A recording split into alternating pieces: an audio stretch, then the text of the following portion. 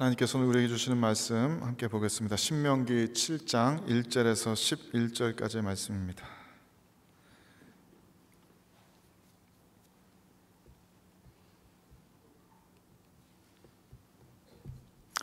신명기 7장 1절에서 11절까지 제가 봉독하겠습니다.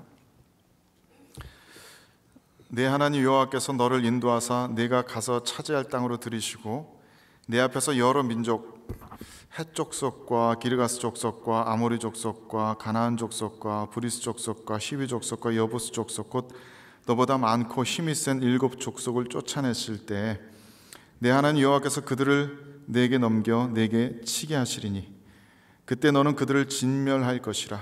그들과 어떤 언약도 하지 말 것이요 그들을 불쌍히 여기지도 말 것이며 또 그들과 혼인하지도 말지니 내 딸을 그들의 아들에게 주지 말 것이요 그들의 딸도 내 며느리로 삼지 말 것은 그가 네 아들을 유혹하여 그가 여호와를 떠나고 다른 신들을 섬기게 하므로 여호와께서 너희에게 진노하사 갑자기 너희를 멸하실 것임이니라. 오직 너희가 그들에게 행할 것은 이러하니 그들의 제단을 헐며 주상을 깨뜨리며 아세라 목상을 찍으며 조각한 우상들을 불사를 것이니라. 너는 여호와 네 하나님의 성민이라. 네 하나님 여호와께서 지상 만민 중에서 너를 자기 기업의 백성으로 택하셨나니 여호와께서 너희를 기뻐하시고 너희를 택하심은 너희가 다른 민족보다 수요가 많기 때문이 아니니라. 너희는 오히려 모든 민족 중에 가장 적으니라. 여호와께서 다만 너희를 사랑하심으로 말미암아 또는 너희의 조상들에게 하신 맹세를 지키려 하심으로 말미암아 자기의 권능의 손으로 너희를 인도하여 내시되 너희를 그 종되었던 집에서 애굽 왕 바로의 손에서 속량하셨나니 그런즉 너는 알라. 오직 네 하나님 여호와는 하나님이시요 신실하신 하나님이시라. 그를 사랑하고 그의 계명을 지키는 자에게는 천대까지 그의 언약을 이행하시며 인애를 베푸시되 그를 미워하는 자에게는 당장에 보응하여 멸하시나니 여호와는 자기를 미워하는 자에게 지체하지 아니하시고 당장에 그에게 보응하시느니라. 그런즉 너는 오늘 내가 네게 명하는 명령과 규례와 법도를 지켜 행할지니라. 아멘. 간혹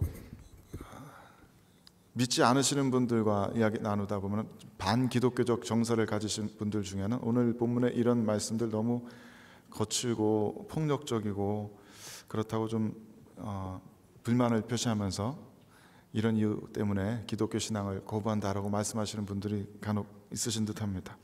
하나님이 정말 사랑의 하나님이라면, 자비의 하나님이라면 어떻게 이러실 수가 있는가? 어떻게 하나님 믿지 않는다는 이유로, 다른 종교 가졌다는 이유로 잘 살고 있는 가나안 땅의 원주민들 몰아내고 또 그들을 이렇게 진멸하고 불쌍히 여기지도 말라는 이런 명령을 내릴 수 있는가? 그것이 어떻게 사랑의 하나님이 내리실 수 있는 명령인가? 그렇게들 말씀하시는 것들을 들었습니다. 제 경험상으로는 아무리 말씀드려도 무슨 말씀을 드리고 어떻게 해명을 하여도 그런 해명 때문에 이런 반기독교적인 정서가 이렇게 변화되신다든지 마음 열고 이렇게 설득되시는 경우는 거의 없는 것 같습니다. 그래도 어떻게든 논리적인 설명을 드려야 된다면 이렇게 당시 시대적 상황에 대해서 그리고 이 이방 민족들의 문화에 대해서 조금 더 이해가 먼저 필요하다고 말씀드리고 싶습니다. 이방 민족들은 유대인들과 다른 종교를 가졌다고 해서 몰살당하는 것이 아닙니다.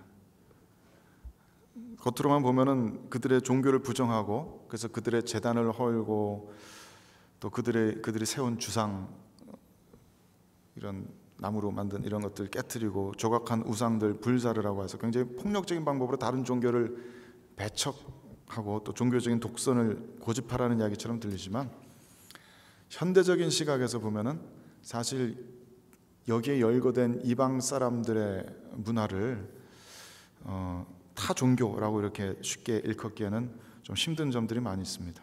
그래서 이 말씀들을 있는 그대로 타 종교인들에게 지금 현대 타 종교인들에게 적용해서 가령 절에 들어가서 불상 깨트리고 단군상을 훼손하고 뭐 이런다면은 그것은 성경 말씀의 컨텍스트를 잘못 이해하는 것이라고 생각이 듭니다. 이들의 종교 문화를 가나안 원주민들의 종교 문화를 현대적인 시각에서 보면은 그건 거짓 사이비 종교에 가깝습니다.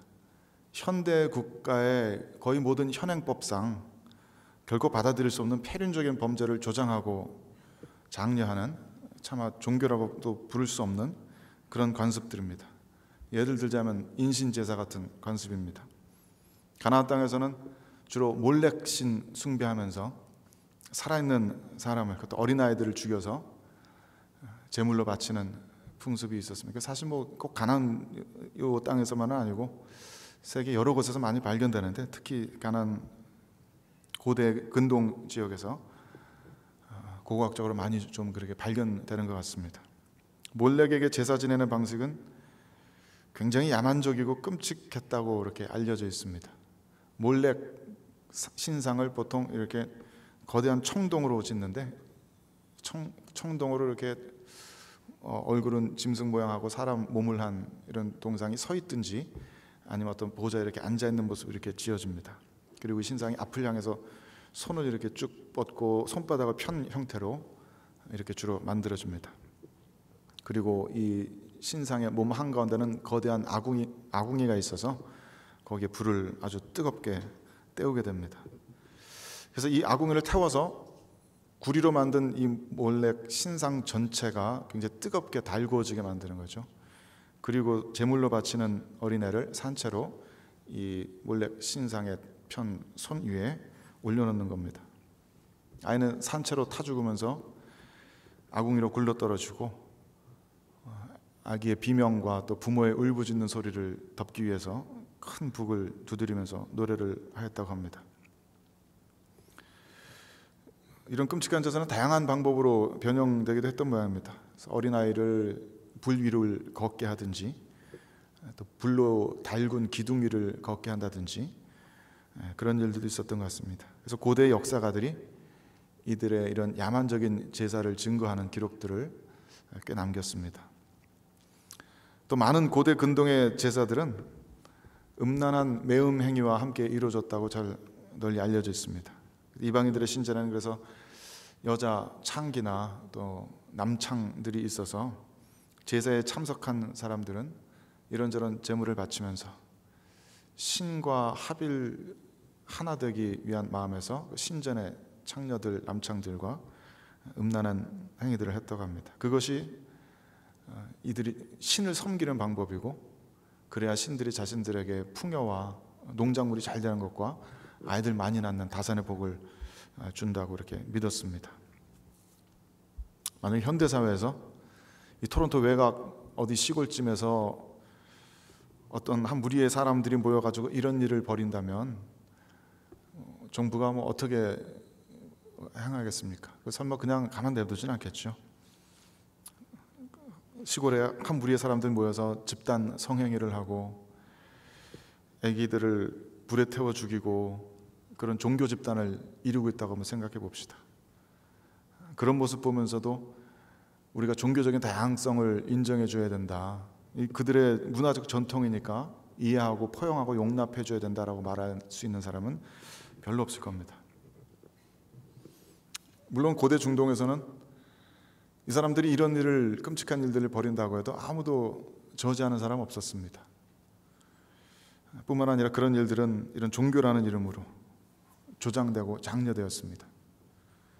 성경에 아브라함이 자신의 아들 이삭을 하나님께 산 제물로 바치려고 했다는 이야기도 그런 상황 속에서 읽어야 할 것입니다. 그 시대는 그런 일들이 공공연하게 용납되었던 시대입니다. 그게 훌륭한 종교 행위로 인정받았던 시대입니다.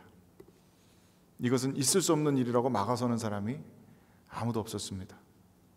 어린아이들이나 여인들이나 전쟁 포로들, 연약하고 힘이 없는 사람들은 인간 취급을 받지 못하던 그런 시대입니다. 인권이라는 개념 자체가 없던 시대입니다. 어린아이를 불에 태우든지 여인들을 신전에 붙들어 두고 집단 강간을 하든지, 그것들이 자신들에게 종교적인 쾌감을 줄 수만 있다면 서슴없이 그런 일들을 자행하던 시대였습니다. 그런 일들 덕분에 우리들이 좀 더 풍요롭게 살 수 있다는 그런 막연한 소망 가지고 또 어떤 초월적인 신적인 존재들에 대한 두려움을 없애고자 그런 일들을 마음껏 자행했던 그런 시대입니다.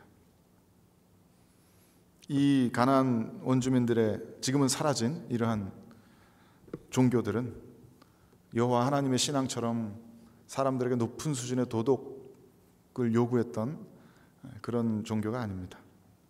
불교나 유교처럼 높은 수준의 가르침으로 사회를 인도해 나가고 통합하고자 했던 그런 깊이도 없었고, 인간 사회가 어떻게 하면 더 나은 방향으로 나아갈 수 있을지 그것을 궁리하고 또 사람들에게 생각하게 하고 또 실행하도록 인도하는 그런 길잡이 역할도 하지 못했습니다. 이런 종교적인 관습들은 사람들의 폭력적인 죄성을 억누르고 잠재우기보다는 오히려 더 부추겼습니다. 사람들 안에 숨어있는 폭력적인 죄성을 이끌어내었습니다. 사람들 안에는 모든 음란한 것들을 이끌어내었습니다. 그 종교학자들이 말하는 것처럼 그냥 자기 욕망의 투사인 겁니다. 자기 욕망을 마음껏 발산할 수 있도록 이 사람들이 고안해낸 그런 관습들이었던 것입니다. 하지만 하나님께서는 하나님의 택하신 백성들이 그런 모습으로 살기를 원치 않으십니다. 하나님의 형상을 닮은 고귀한 존재로 지으심을 받은 인간들이 비록 그 안에 타락한 죄성이 있다고 해도 그 죄성들을 억누르고 극복하면서 자기 자신의 욕망을 다스리면서 여호와 하나님의 그 거룩하신 이름에 걸맞는 영광을 되찾기를 그렇게 바라셨습니다.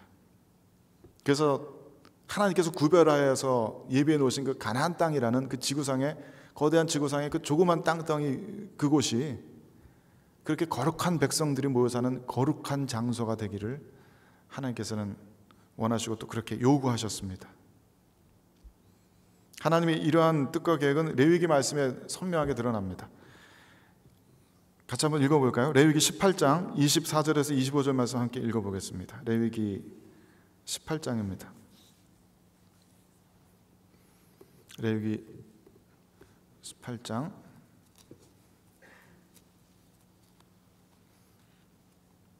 24절에서 25절 말씀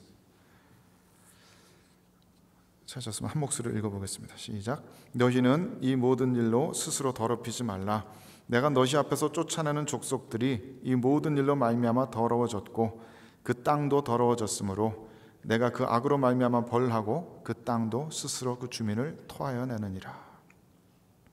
하나님께서는 이 가나안 족속들의 온갖 가증한 관습들에 대해서 분명히 경고하셨습니다. 이 레위기 18장 앞부분에는 근친상 간의 성관계, 또 동성 간의 성관계, 짐승과의 성관계, 그리고 몰렉에게 자녀 바치는 인신제사 이런 것들 언급하시면서 그런 것들을 엄하게 금지시키셨습니다. 그리고 너희 앞에 있는 이 가나안 땅의 원주민들이, 이 족속들이 이 모든 일로 말미암아 더러워졌다. 그들 때문에 그 땅도 함께 더러워졌다라고 말씀하십니다. 창세기 3장에서 아담의 죄 때문에 땅이 저주받은 것을 기억하실 겁니다. 죄는 아담이 사람이 지었는데 그 죄에 대한 저주는 하나님께서 인간들에게 주신 땅에 떨어졌습니다. 아담이 살아가야 할 땅은 이제 아주 거친 가시덤불과 엉겅퀴를 내는 황무지 같은 땅으로 변해버렸습니다. 저주받은 땅이 된 것입니다. 그리고 아담과 하와는 생명나무가 있는 에덴 동산에서 자신들이 죄진 그 땅에서 쫓겨납니다. 가나안 땅도 마찬가지입니다. 애초에 하나님께서 이들 족속에게 경계를 정해주신 땅이지만 이들은 그 땅을 더럽혔습니다. 수많은 죄악들을 그 땅에서 자행하였습니다. 그래서 헷 족속, 기르가스 족속, 아모리 족속, 가나안 족속, 브리스 족속, 히위 족속, 여부스 족속, 지금은 우리 역사 가운데 이름도 찾을 수 없는 이 사람들이, 이 가나안 땅의 원주민들이 그 땅에서 쫓겨나고 멸절당하는 것입니다. 가나안 원주민들의 이런 운명은 일찌감치 아브라함 시대에 예언된 바 있습니다. 창세기 15장 16절 말씀에 하나님께서는 아직 자녀가 하나도 없었던 아브라함에게 아주 귀한 약속을 주시죠. 너희 자녀들이 이제 저 하늘의 뭇별처럼 많아지게 될 것이다. 너희 자녀들이 커다란 민족을 이루게 될 것이다. 그리고 아브라함 이후 4대 만에 가나안 땅으로 돌아오게 될 것인데, 그러면서 이렇게 말씀하십니다. 이는 아모리 족속의 죄악이 아직 관영치 아니함이라. 요즘 번역을 하면 아모리 족속의 죄악이 아직 가득 차지 아니함이니라. 그래서 지금은 아직 이 땅을 너희들 후손에게 주지 않겠다. 하지만 나중에는 이들의 족속의 죄악이 가득 찰 것이기 때문에 그때는 내가 이들을 쫓아낼 것이다. 단지 유대인들의 신일 뿐 아니라 온 세상을 다스리시는 여호와 하나님께서 온 땅을 주시하시고 계십니다. 어느 땅에 어느 족속이 어느 만큼의 죄 짓고 있는지를 들여다보고 계십니다. 오래 참으신 하나님께서는 이 세상 모든 백성들의 죄악을 아시면서도 참으시고 또 경고하시고 또 참으시고 또 기회를 주시다가 마침내 그들의 죄악이 차오를 때 또 다른 민족을 하나님의 막대기로 삼아서 이들을 치십니다. 그래서 레위기 18장에서 거듭해서 이렇게 경고하십니다. 그러므로 너희 곧 너희의 동족이나 너희 중에 거류하는 거류민이나 내 규례와 법도를 지키고 이런 가증한 일에 하나라도 행하지 말라. 너희가 전에 있던 그 땅 주민이 이 모든 가증한 일을 행하였고 그 땅도 더러워졌느니라. 너희도 더럽히면 그 땅이 너희가 있기 전 주민을 토함같이 너희를 토할까노라. 이 가증한 모든 일을 행하는 자는 그 백성 중에서 끊어지리라. 그러므로 너희는 내 명령을 지키고 너희가 들어가기 전에 행하던 가증한 풍속을 하나라도 따름으로 스스로 더럽히지 말라. 나는 너희 하나님 여호와이니라. 하나님께서 이 말씀을 출애굽 1세대들에게 주셨습니다. 이제 막 애굽 땅에서 빠져나온 사람들, 그리고서 그 사람들은 광야에서 다 죽었고 이제 약속의 땅으로 직접 들어가야 할 출애굽 2세대들에게 오늘 이 본문의 말씀을 다시 한번 주시는 겁니다. 다시 한번 모세를 통해서 이 약속의 말씀을 상기시켜 주신 것입니다.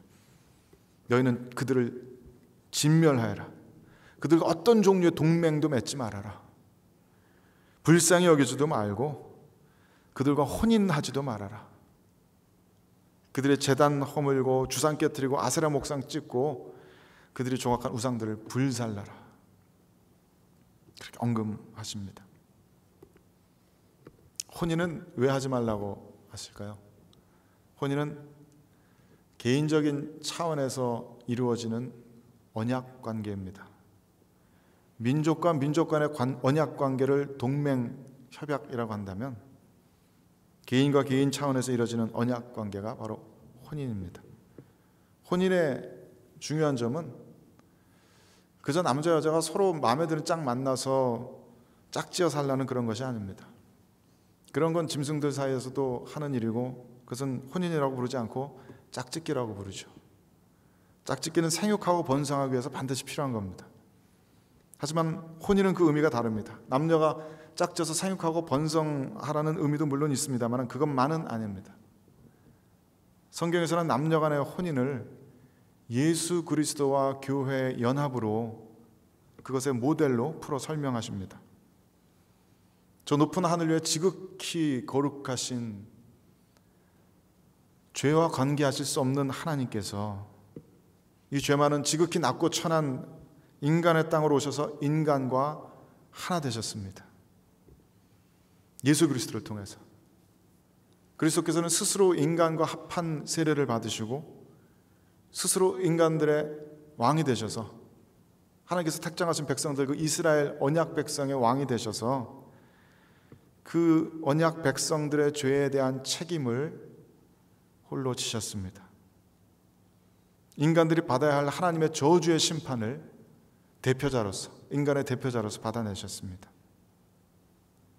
그것이 가능해진 것은 예수 그리스도께서 친히 죄 많은 인간들과 스스로를 합하셨기 때문입니다. 연합시키셨기 때문입니다. 우리도 또한 성령 세례를 통해서 그리스도와 연합됩니다. 그리스도와 영적으로 연합됩니다. 그리고 세례 의식을 통해서 그것을 온 세상에 선포하고 인정합니다. 성령 세례를 받은 우리 모든 성도들에게 이제 예수 그리스도의 죽음은 바로 우리들 인간들의 죽음이 됩니다. 인간들에게 주어진 형벌입니다. 예수 그리스도의 부활은 우리 인간 모두에게 주어진 해방이고 사면의 기쁜 소식입니다. 하나님의 저주가 끝났다는 소식입니다. 예수 그리스도의 부활로 말미암아 이제 예수 그리스도 안에는 모든 사람들은 하나님과 화해가 되었다는 것을 우리는 부활을 통해서 알 수 있습니다. 모든 죄의 문제가 해결되었고 인간이 다시 하나님의 그 영광스러운 형상을 반영하는 하나님께서 기뻐하시는 피조물이요 하나님의 양자된 자녀들이 되었음을 우리는 부활을 통해서 깨닫습니다. 혼인도 마찬가지입니다. 서로 하나 될 수 없는 두 남녀가 만나서 기적처럼 한 몸을 이룹니다. 서로 생긴 것도 너무 다르고 말하는 방식도 생각하는 방식도 너무 다른 두 존재가, 남자와 여자라는 서로 상반된 존재가 한 몸이 됩니다. 오죽하면 화성에서 온 남자, 금성에서 온 여자 이런 책이 다 나왔겠습니까? 애초에 남녀는 너무나 다릅니다. 더더군다나 너무나 다른 환경 속에서 살아오고 교육받고 경험해온 삶을 다 내려놓고 하나가 되기 위한 투쟁을 하는 것, 그것이 혼인입니다. 내 스스로를 깎아내는 투쟁이고, 어떻게 보면 지금까지 내 스스로의 영광의 보좌에서 스스로를 낮추고 겸비하게 내려오는 그런 투쟁입니다. 지금까지 내가 전혀 이해할 수 없었던 타인을 이해해 가는 투쟁이고, 서로가 가지고 있는 약점과 죄성과 무거운 짐을 함께 나누어지고자 하는 투쟁입니다. 혼인은 그렇게 완전히 서로 다른 두 존재가 사랑 안에서 하나 되고자 하는 영원한 신성한 사역입니다. 그래서 혼인 안에서는 결코 두 개의 서로 다른 자아가 독립적으로만 존재할 수는 없습니다. 두 개의 완전히 다른 세계관이 존재할 수 없습니다. 두 개의 완전히 서로 다른 가치관과 경제관과 비전들이 함께 있을 수 없습니다. 그렇기 때문에 이방 여인과 혼인한다는 것은 그 여인의 삶을 끌어안는 것입니다. 그 여인의 종교관과 그 여인의 경제관과 그 여인의 모든 가치관들을 끌어안는 겁니다. 그 여인이 살아왔던 가정의 역사를 끌어안는 것이고, 그 여인이 속한 민족의 문화적 전통을 끌어안는 것입니다. 그 여인이 섬기고 있는 신과 우상들을 끌어안는 것입니다. 노력하지 않아도 그렇게 되는 것입니다. 그래서 4절 말씀에 하나님께서는 이렇게 말씀하십니다. 그 이방 여인들이 내 아들을 유혹해서 그가 여호와를 떠나고 다른 신들을 섬기게 할 것이다. 그렇기 때문에 이방 여인들과 혼인시키지 말아라. 그리고 물론 하나님의 이 말씀은 이스라엘 역사를 통해서 증명이 됩니다. 다윗의 아들 솔로몬은 열왕기상 11장 말씀에 기록되기를, 솔로몬은 애굽의 바로의 딸과 이방의 많은 여인들을 사랑하였다라고 쓰고 있습니다. 그리고 그 이방의 많은 여인들은 바로 모압과 암몬과 에돔과 시돈과 헷 여인들이었습니다. 솔로몬은 이런 후궁을 700명 두었습니다. 그는 시돈 사람의 여신 아스더롯을 따랐고, 암몬 사람의 가증한 밀곰을 따랐고, 모압의 가증한 그모스를 위해서 예루살렘 앞산에 산당을 지었고, 암몬 자손의 가증한 몰록을 위해서 산당을 지었고, 그의 이방 여인들을 위해서 다 그와 같이 하였다. 그리고 그 모든 여인들이 자기 신들에게 분향하며 제사하였다라고 열왕기 기자는 기록하고 있습니다. 주님께서 금하신 것들을 다윗의 아들 된 이들들이, 왕들이 그대로 행한 것입니다. 주님께서 오늘 본문 말씀에서 예언한 대로 그대로 이루어진 것입니다. 그래서 그 결과가 어떻게 됐습니까? 현대 많은 성경학자들은 이 신명기에서부터 쭉 열왕기까지가 아마도 한 저자에 의해서 대체로 쓰여진 그런 단일한 역사일 거라고 예측하고 있습니다. 한 사람이 이 책의 대부분을 썼다는 것이죠. 우리 교회도 말씀 묵상하면서 이번에 지금 신명기 지금 1, 2로 말씀 묵상하고 그 다음 책이 이제 열왕기로 넘어갑니다.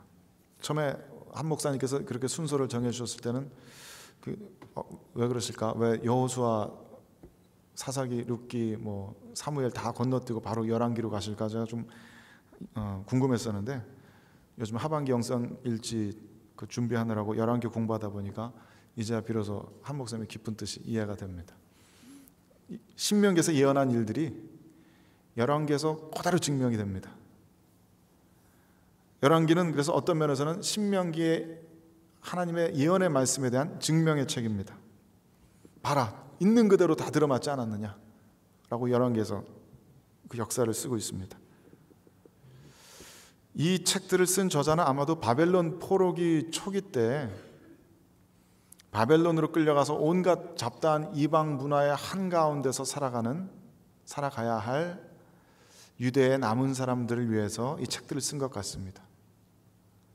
이방 문화 속에서 우리는 하나님께서 명하신 대로 그래도 정결한 우리들의 민족적인, 영적인, 신앙적인 정체성을 지켜내지 않겠냐. 우리 조상들이 하나님의 말씀을 어기고 온갖 이방신들을 섬기면서 이방 문화에 동화된 결과가 무엇이냐. 우리가 그 땅에서 쫓겨나고 하나님께서 약속하신 대로 그 땅에서 쫓겨나고 이렇게 뿔뿔이 흩어지는 비참한 포로 신세가 되지 않았느냐. 우리는 다시 마음을 돌이키고 하나님께 돌아가서 한 분 하나님만을 섬기면서 신명기를 통해서 우리들에게 명령된 그 말씀을 따라 살아내야 된다.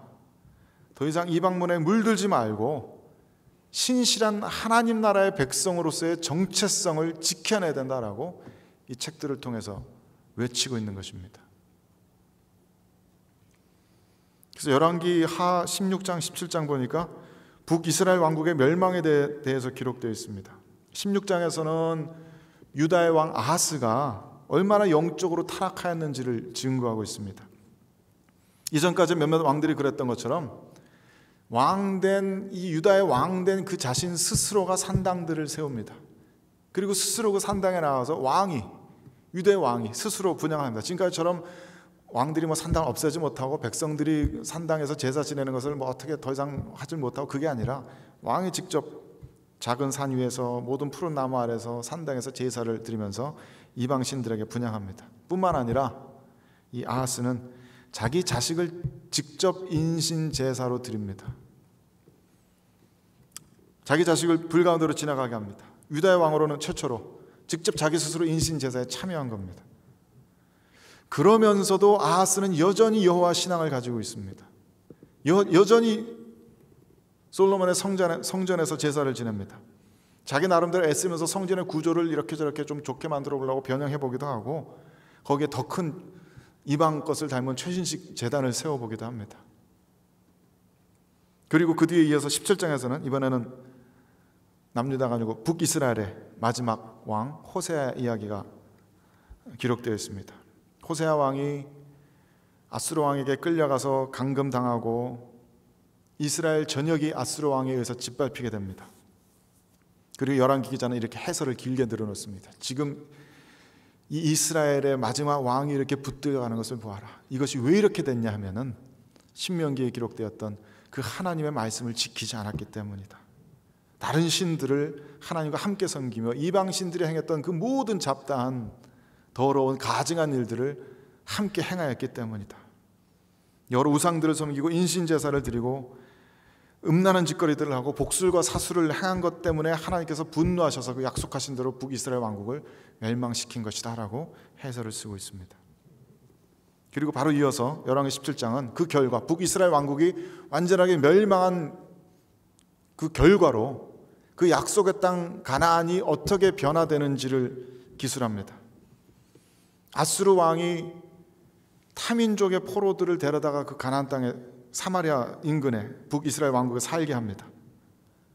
새로 이주해 온 타민족 사람들은 이 가나안 땅의 신을 두려워해서 우리가 어떻게 하면 이 가나안 땅의 신을 섬겨야 되느냐고 이 북이스라엘 왕국의 제사장을 청합니다. 그래서 이 제사장이 여호와 하나님을 섬기는 법을 이방 사람들에게 가르쳐줘야 되는데, 이 제사장이라는 인물도 북이스라엘 왕국의 제사장입니다. 베델에서 제사 지내던 제사장이고, 백성들 중에 아무나 그럴듯한 사람 세워서 제사장 삼던 것에 익숙한 사람이고, 아무 곳이나 산당에서 여호와께 제사 드리면 된다고 그렇게 알고 있던 제사장입니다. 이방인들에게도 그렇게 가르칩니다. 그 결과 탄생한 것이 사마리아 종교입니다. 예수님 시대 당시에 이방인들보다도 더 못한 취급받으면서 경멸받던, 그래서 유대 사람들이 상종하려고 하지 않던 사마리아 사람들의 종교가 바로 이 북이스라엘 왕국의 멸망과 더불어 시작됩니다. 여호와 하나님을 금송아지 모양으로 만들어 놓고 섬기는 사람들, 온갖 우상과 잡신들에게 제사 지내면서 여호와에게도 분향하는 사람들, 끔찍한 혼합 종교가 탄생한 겁니다. 오늘 이 본 말씀에서 경고하는 것처럼 하나님 한 분만 섬기지 않고 그 주변 이방 문화에, 죄된 문화에 물들어서 그들과 혼인하고 그들과 연합하고 그들의 종교 문화를 받아들였더니 그 결과는 유대교가 사라진 것이 아닙니다. 유대교가 변질되어 버리는 것입니다. 여호와 하나님이 이방 잡신들과 같은 취급을 받는 것입니다. 오늘날 교회가 하나님의 말씀을 따르지 않는다면, 하나님 한 분만을 섬기지 않는다면 타락한 교회의 종말은 어떻게 되겠습니까? 저는 늘 교회가 타락하다 보면 나중에는 기독교회가 없어질 거라고 상상해 왔습니다. 교회 자체가 사라지고 기독교 자체가 없어질 것이다. 그런데 신명기에서 시작돼서 열왕기까지 이어진 하나님의 말씀 보니까 그럴 것 같지가 않습니다. 교회는 사라지지 않을 겁니다. 변질될 겁니다. 교회의 겉모습은 그대로일지 모릅니다. 예배당에는 여전히 십자가 걸려있고 아름다운 찬양 수록이 여전히 흘러나올지 모릅니다. 하지만 그 안에서는 삼위일체 하나님과 함께 온갖 우상들을 섬기고 있을 겁니다. 주 예수 그리스도와 함께 돈의 신 맘몬을 섬기게 될 겁니다. 여호와 하나님과 함께 그 풍요의 신을, 번영의 신을 쫓아가고 있을 겁니다.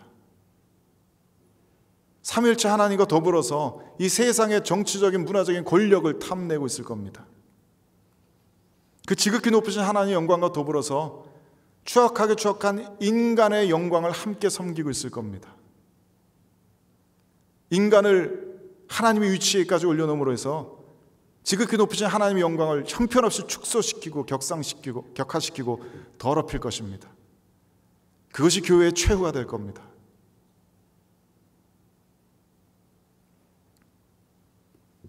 저는 굳이 지금 이 현대 다원주의 사회가 고대 유대 사회나 예수님 당시의 로마 시대보다도 더 영적으로 어려운 시대라고는 생각하지 않습니다.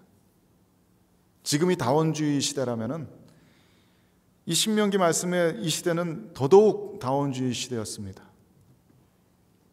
지금 사람들이 저마다의 철학과 세계관과 사상을 가지고 기독교를 배척하고 있다면 이 신명기 시대 사람들은 더더욱 수많은 이방 잡신들, 우상들을 섬기면서 여호와 신앙을 배척하고 있습니다. 지금 우리가 여호와 하나님 한 분만을 섬기면서 우리들의 그 순수한 영적인 정체성을 지켜내는 것이 그토록 힘들다면 이때는 더더욱 이방의 온갖 기괴한 문화에 물들지 않고 선민으로서의 정체성을 지켜내는 것이 힘들었을 겁니다. 그렇기 때문에 신명기의 이 말씀은 결국 그 당시 출애굽 2세대나 혹은 바벨론 포로 초기 시대 때 사람들에게만 향하신 말씀이 아닐 겁니다. 지금 우리들을 향해서 여전히 하나님께서는 말씀하십니다. 너희는 하나님의 택하심을 받은 거룩한 백성들, 성민들이다. 너희들의 부르심을 받은 그 정체성을 견고하게 지켜내어라. 세속 문화에 물들지 말고 욕심내지 말아라. 사람들이 그러는 것처럼 돈을 쫓지 말고 명예와 권력을 쫓지 말고 어떻게 하면 이 사회 속에서 더 큰 문화적인 정치적인 권력을 가질까 탐내지 말아라. 여호와 하나님이 아닌 삼일체 하나님의 영광에 다른 무엇이 너희들을 도울 거라고, 너희들이 힘있게 할 거라고, 너희들의 계획을 이룰 거라고 소망하지 말아라. 너희 하나님 여호와 하나님 한 분뿐이시다. 그분만을 너희들의 하나님 되게 하여라. 다른 어떤 가치관에도 다른 어떤 사상에도 휘둘리지 말아라. 너희들에게 주어진 진리의 순수성을 굳건하게 지켜내어라.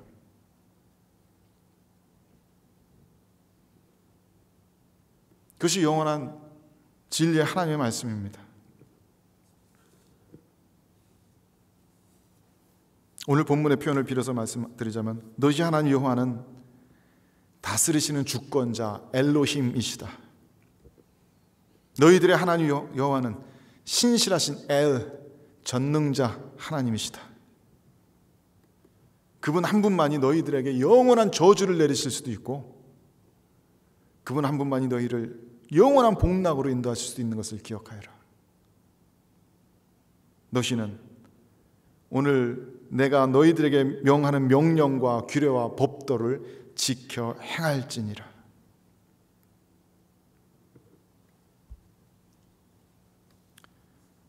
이 시대 때 사람들이 그래야 했듯이 우리도 이 말씀을 우리들의 영혼에 새길 수 있게 되기를 바랍니다. 이 말씀을 지켜야 죽어서 천당 가기 때문이 아닙니다. 그분이 우리들의 하나님이시기 때문입니다. 지극히 높으신, 지극히 거룩하신 한 분 하나님이시기 때문입니다. 우리가 그분의 택하심의 은혜를 받은 거룩한 백성들, 성민들이기 때문입니다. 이 말씀을 우리들의 영혼에 새길 때 이 말씀이 우리들의 영혼을 굳건하게 지켜주시기를 주 예수 그리스도의 이름으로 축원드립니다. 함께 기도하겠습니다.